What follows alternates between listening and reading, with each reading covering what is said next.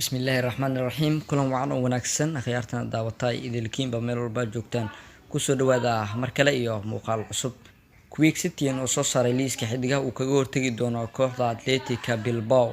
توبرها كوحدة برشلونة كويك ستين يا صوص ريليس كحدقة وكجور تجي دونا كوحدة أتلتيكا بيلباو كلن كعوا كانت ترسن هوريال كلليجا كلن كأيا كترسنان دونا تضبط كيسودي كوبات هوريال كلليجا وانا كلن ka dhici doona garoonka Nou Camp Stadium ee dhaca magaalada Catalonia ee dalka Spain. liiska uu Quick Setien soo saaray ka hor kulanka caawa waxaa ku soo laabtay xidigaha Samuel Umtiti oo ganaax ku seegay kulankii Sevilla ee Sabtidii, laakiin waxaa liiska ka maqan xidigaha Sergio Roberto iyo Frankie de Jong kuwaas oo wali dhaawac ku maqan. waxaa liiska ka soo muuqday xidigaha Lionel Messi kaas oo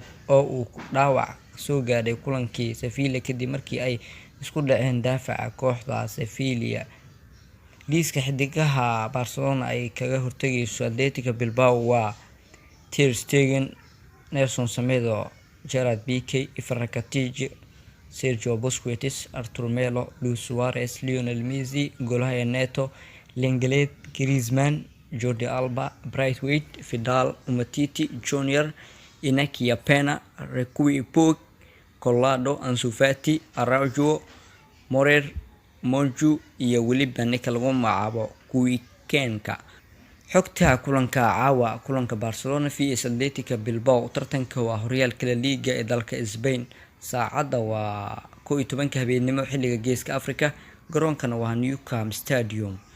guud ahaan muuqaalkii koobnaa waa inta dib taa kulmi doono waa saaxiibkiin Ismaaciil Saxiif oo idin leh amaan Allah.